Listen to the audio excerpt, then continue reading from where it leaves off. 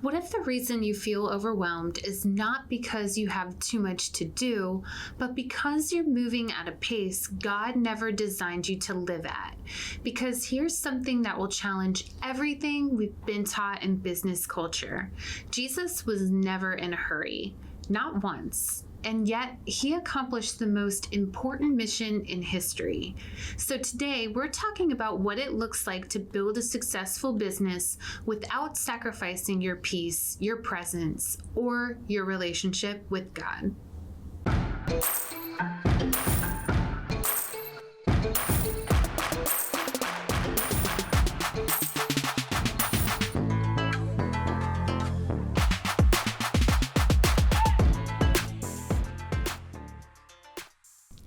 Lady bosses, are you working even after putting the kids to bed but still not getting results? Are you tired of spending money on ads that aren't getting engagement? Do you feel burdened that you aren't fulfilling your purpose in life because you are so consumed with work? I'm your host, Brooke Boltz. I'm an attorney and founder of Boltz Legal. I started my business and in 1 year was bringing in 7 figures and am now bringing in multi-7 figures. And I'm your co-host, Rachel Boltz, owner of Boltz Media. I've helped many businesses build their online presence and increase their revenue through digital marketing. Want to hear how we did it? We are here to help you achieve your goals personally, professionally, and spiritually. So kick off your high heels, sit back, and let's ignite that passion. We're Miss Biz, where we're putting the miss in biz. Let's get biz done. Jesus was never in a hurry. Let's start there. I never thought about that before reading this book. The inspiration for this episode was The Ruthless Elimination of Hurry, which is a book that I read as part of a Bible study that I joined with my church. And I'm so glad that I read it. It had such an impact on my life. And this statement right here is just something that I never thought about. We always think about the things, the miracles that Jesus did and the sacrifice that he made in giving his life, but to look at just his day-to-day and how he behaved and to recognize that he was never in a hurry. He would go spend days and weeks and 40 days out in the wilderness just communing with God. He was not in a hurry. And to then look at that and how that impacted his life in the world, it changes everything for me in my personal and business life. So Jesus only had 33 years to change the world, and really 3 years of ministry to change the world. And if anyone had a reason to rush, it was him. Mm-hmm. If we look at the example of Lazarus, which is in John chapter 11, Jesus was told that Lazarus is sick. But what did he do? He waited. He waited knowing that Lazarus was on his deathbed. Not because he didn't care, not because he wasn't driven by urgency. He was driven by purpose. And by the time he arrives, Lazarus is already dead. And yet, that delay set the stage for a greater miracle. Because not only was he able to heal him, he was able to raise Lazarus from the dead. So we learn from that if Jesus isn't hurried and he is still able to accomplish his mission at the pace and time that is appropriate and not rushed, then why do we need to be rushing through life in a hurry all the time? So the way we can apply this to our business is to ask ourselves, how often do we rush decisions or rush opportunities, rush responses because we feel pressure? But what if your delay is actually where God is working? Do you have an example of that? Yeah. So for me, my daughters play basketball. I talk about this on different episodes, and we have had we've not been huge fans of the coaching staff at the school. And at times I have been really worked up about it and wanting to take action by going to the school administration or the athletic director and trying to get a new coach, frankly. I mean, that's really what I was hoping for. And right as things were kind of stirring up again, and I was getting to that place where I was ready to take some action, we got an email that said the contract's been non-renewed and the basketball coach is no longer at the school. And so it was an example of this to me. If I had rushed to go have a fit with all of the administrators and the athletic directors and all those things, it would have been futile because they were already making steps. They already apparently must have known for some time that they weren't going to renew the contract. And so it was already resolved. And I didn't know. I'm spending all this time, thinking about what should I do? And really, I didn't need to do anything because it was already handled. And so it was just an example to me of how delaying and waiting on God's timing is the best thing we should be doing, not always looking for ways to solve things ourselves. Yeah, those are all very great points. Finding guests for a podcast can be difficult sometimes, so Brooke and I wanted to let you guys know that we are available to appear on your podcast. We also enjoy speaking at events, so if you have an event coming up, these jingles can go on the road. Simply go to missbiz.com/contact and in the subject line, write podcast guest or event speaker, and we'll reach out to you to further coordinate.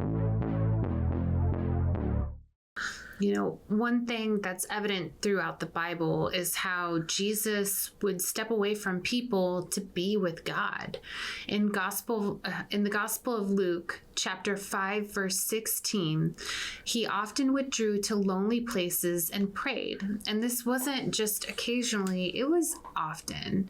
So let's take a look and reflect on our lives. Most of us would probably do the opposite because we fill every quiet moment, every drive, every break with podcasts, music, scrolling, emails. And sometimes people don't want to hear this, but if your mind is always occupied, God has no space to speak.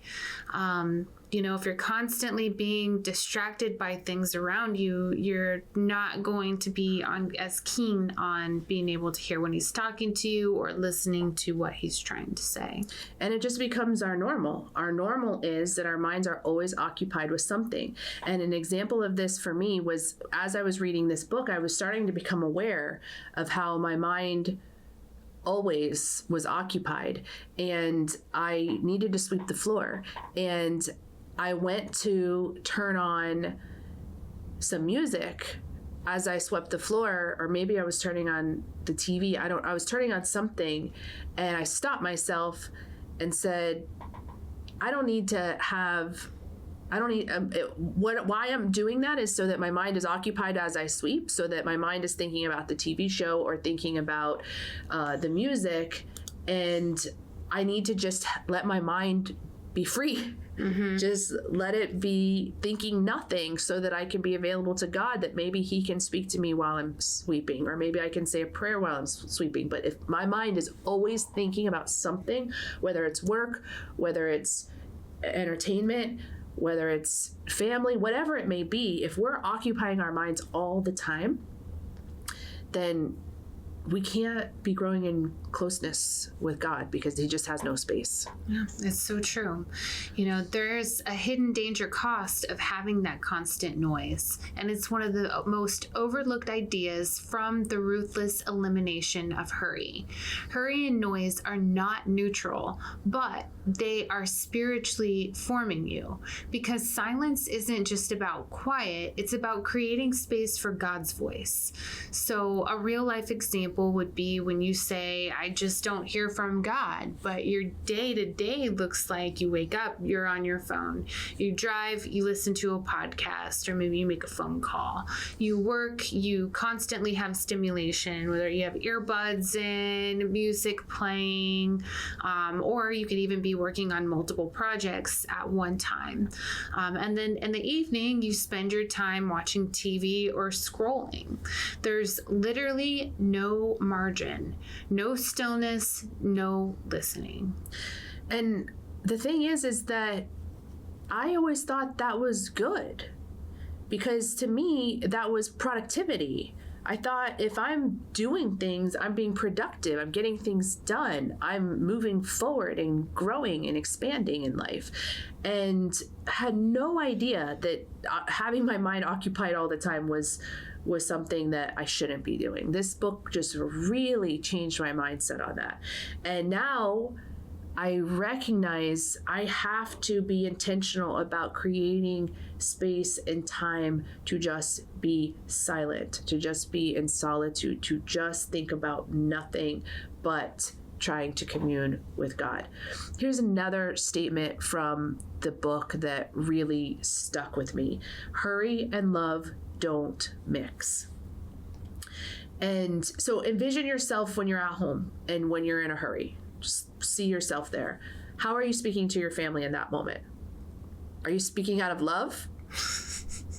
Probably not. No. Probably not. You're abrupt, you're annoyed, maybe even yelling because you're hurried. And so just that analogy right there stuck with me as well, because hurry and love are not compatible. So if you're rushing around hurried all the time, that means you're not operating out of love. You can't. They don't go together. Love requires attention, presence, patience. But hurry is the opposite. It produces distraction, irritability, and impatience. So here we have 4 practices to unhurry your life. The book lays out these 4 core practices, and then we're going to apply them to our real business life. The first is silence and solitude. This is where clarity comes from, not in the hustle, not in the noise. And some practical ways that you can start incorporating this into your daily routine would be to start with 10 minutes a day. No phones, no music, no agenda, just sit, pray, listen. A good spot for this would be like in the car, when you're quiet. Also, like if you're home and you just want to rest, setting an alarm for 10 minutes and really just talking to God, I think is a great way to get started. Or out in nature, sit in the backyard, sit on the front porch, get outside somewhere. That's a really great place to be in silence and solitude. And you might find that 10 minutes doesn't sound long, but it actually, when you're counting down those minutes, they sure are. 10 minutes can be really long if you're just sitting there in silence. If you're not used to doing it, it can feel very long. But you got to work your way up, because what I have learned is that since I have been doing this, the favor of God seems to have increased very much, like incredibly noticeable in my life, because I'm spending that time with him, because that's where our priorities are supposed to be, and that's what Jesus did, right? First, he went out to the wilderness and he worshiped and he prayed and he spent his time, and then everything else fell into place. Mm-hmm. And whether he was on time or whether he was later than people had hoped, everything worked out. And you have to believe that. You have to believe that if I prioritize this first, then everything else will work itself out. If you don't believe that, then you will never do it, and you will always prioritize everything else first. That's true. Do you love the Miss Biz podcast? Because we love you. Here's 3 things you can do to show your support. 1, write us a review. Apple, Spotify, and Google My Business are the best platforms to write a review. 2, follow us on social media. Our handle is @MissBizPodcast. 3, join our Facebook group, Miss Biz Nation, for exclusive content and behind-the-scenes footage. Also, ask questions related to your business and discuss topics from our episodes. the Sabbath. This is really, really important. It's one day a week that you can stop. And it's not a partial stop. It's not check a few emails stop. It's supposed to be a full stop. So if you think to yourselves, I can't afford to take a day off, the truth is you can't afford not to. This requires faith. And you have to believe that everything that needs to be done will be done, even though you are spending less physical hours doing it. And when you think about the Sabbath, it is a commandment to keep the Sabbath day holy. And then if you ask yourself, okay, why does that matter? Why does God care if I do nothing and rest? I'm fine.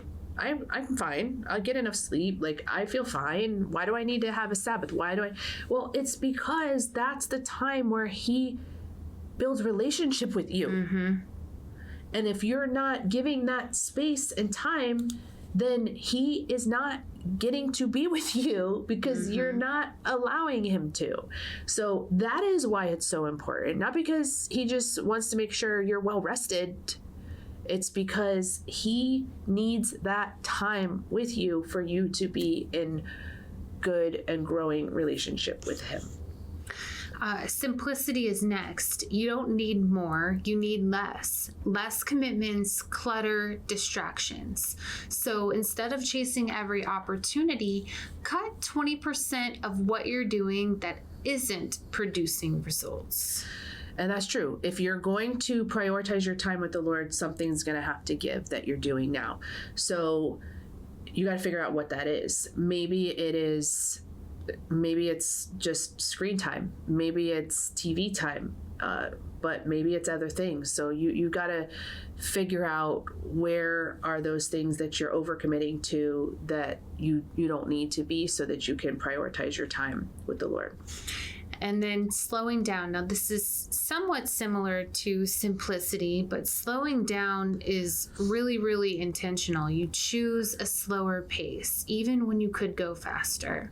So some examples of this might include driving in the slow lane, not rushing conversations, pausing before responding.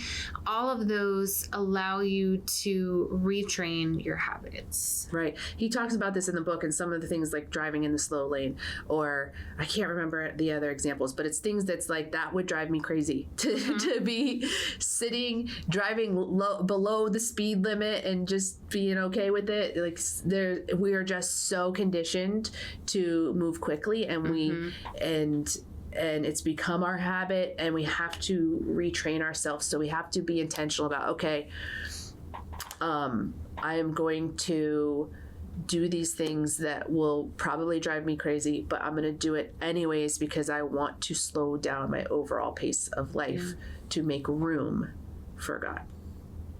So the other lesson that he talks about in the Bible is in the book is the secret of the easy yoke. So this comes from Matthew 11:28-30, where Jesus says, "Come to me, all who are weary, and I will give you rest. For my yoke is easy and my burden is light. My yoke is easy and my burden is light." But what does that really mean? So what is a yoke? A yoke is a farming tool that was used to link two oxen together. So the stronger ox carried most of the weight, and the weaker one just walked alongside. So when Jesus says his yoke is easy, what he's really saying is you were never meant to carry this burden alone. You were meant to carry it alongside with Jesus, with him carrying the burden and you just walking alongside with him. But you can't walk in step with Jesus if you are sprinting ahead of him. Yeah. If you're not making that space to find out what your next step is with him, and you're just trying to do things on your own. Yeah. So ask yourself, where are you rushing instead of trusting? You can actually even write down certain situations as they're occurring. And then make sure that you drop it in Miss Biz Nation. Let us know your schedule, your decisions, your growth, and your relationships. We're all a big family in Miss Biz Nation, and we're here to support you any way that we can. So hurry is not just killing your peace, it's disconnecting you from your purpose, because God doesn't compete with noise. He speaks in stillness. So if you want clarity, direction, peace, and better decisions, you don't need to go faster. You don't really need to do anything. You just need to slow down enough to hear him. So if this episode helped you, make sure that you share it with someone who needs permission to slow down. And also, again, inside Miss Biz Nation, tell us what's one thing you're eliminating this week to create space for God. We appreciate you and are honored to be on this journey with you. We can't wait to help you, to encourage you, and show you how to grow personally, professionally, and spiritually. If you found Miss Biz helpful, please leave a review and share with others. You can follow us on social media at Miss Biz Podcast. For legal questions or services, please visit boltzlegal.com. And for digital marketing needs, please visit boltzmedia.com. Let's get biz done.